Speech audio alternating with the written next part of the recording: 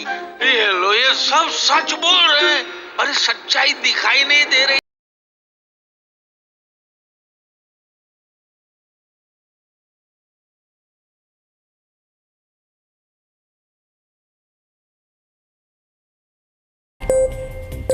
अगले विश्लेषण की शुरुआत करने से पहले मैं आपसे दो सवाल करना चाहता हूं। पहला ये कि क्या आप भविष्य में मशीनों को इंसानों की जगह लेते हुए देखना चाहेंगे, और दूसरा सवाल ये कि क्या भविष्य में आप खुद एक मशीन बनना चाहेंगे।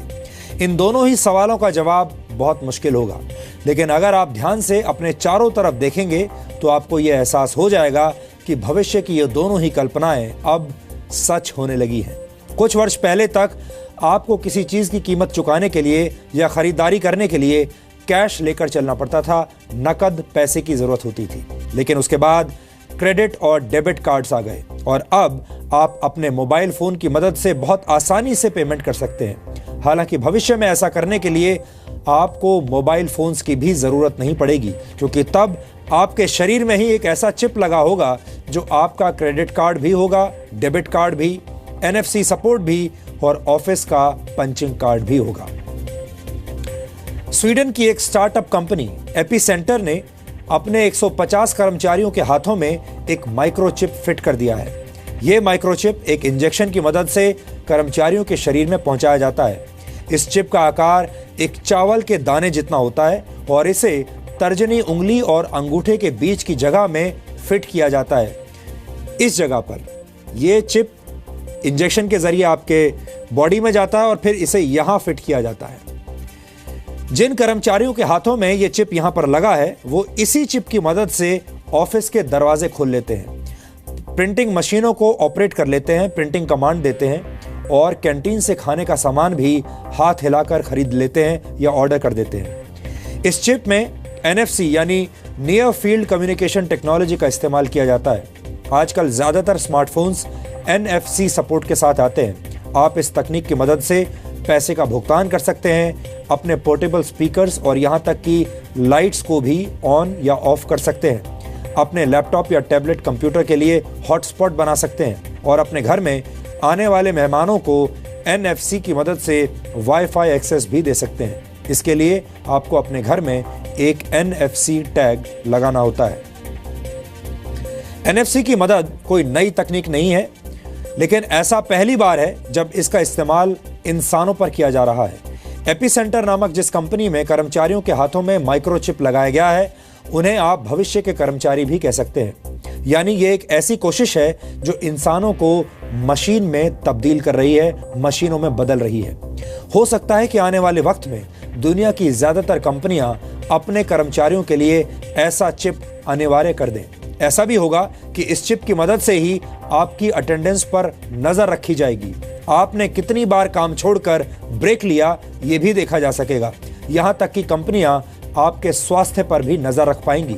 लेकिन कई एक्सपर्ट्स की नजर में इससे कर्मचारियों की प्राइवेसी खतरे में पड़ जाएगी और यह सैद्धांतिक रूप से सही नहीं होगा। अब सवाल यह है कि आने वाले दिनों में इंसानों और मशीनों का यह कॉम्बो एक सुखद अनुभव होगा या फिर एक खतरनाक भविष्य की शुरुआत। हम ऐसा इसलिए कह रहे हैं क्योंकि भविष्य में सिर्फ आपका शरीर ही मशीन नहीं बनेगा, बल्कि आपका दिमाग भी मशीनों के जरिए कंट्रोल किया जा सकेगा। दुनिया के सबसे मशहूर उद्योगपतियों में से एक इलॉन मस्क ने हाल ही में न्यूरालिंक नामक एक नई कंपनी की शुरुआत की है। न्यूरालिंक एक ऐसा प्रोजेक्ट है जिसके तहत इंसानी और मशीनी दिमाग को आपस में मिला दिया जाएगा। इलॉन मस्क का मानना है कि अगर इंसानों के दिमाग को तकनीक की मदद से सुपर कंप्यूटर में नहीं बदला गया तो बहुत जल्द हमारी समझ मशीनों की समझ के सामने फीकी पड़ने लगेगी। मशीनों और इंसानों के बीच का यह फर्क इतना बड़ा हो जाएगा, इतना बड़ा होगा जितना आज इंसानों और पालतू बिल्ली के बीच होता है। न्यूरालिंक ने इस तकनीक का नाम न्यूरालेस रखा है। इस तकनीक के तहत इंसान के दिमाग में इलेक्ट्रोड्स लगाए जाएंगे जो दिमाग के साथ कम्युनिकेट करने में सक्षम होंगे। अगर यह तकनीक कामयाब होती है तो भविष्य में आप अपने दिमाग में ही सूचनाओं को डाउनलोड कर पाएंगे या दिमाग से ही उन सूचनाओं को अपलोड कर पाएंगे।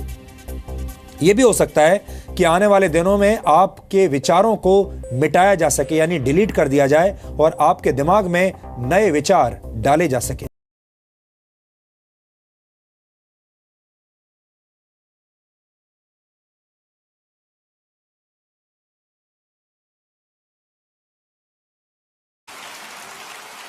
We should be very careful about artificial intelligence. If I were to guess at what our biggest existential threat is, it's probably that. Start and ask you if you could elaborate a little bit on what we've seen on the... I'm increasingly inclined to think that there should be some regulatory oversight at maybe at the national and international level, just to make sure that we don't do something very foolish. I mean, with artificial intelligence, we are summoning the demon.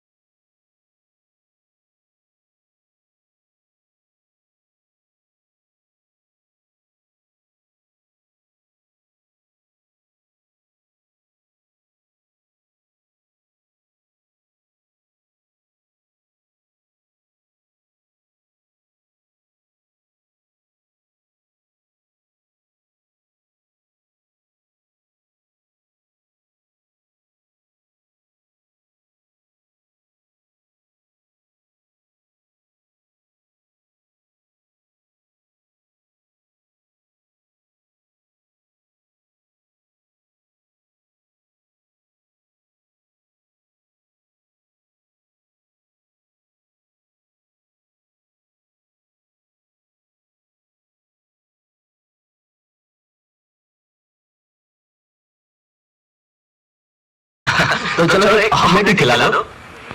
Omelette बहुत मेहनत करनी पड़ेगी, है ना? हाँ, दिखाऊं? आओ। अच्छा, यहाँ से आवाज आती है, यहाँ से बाहर निकल जाती है, बगैर सुनाई नहीं देता। करनी पड़ेगी, है ना? हाँ, दिखाऊं? आओ।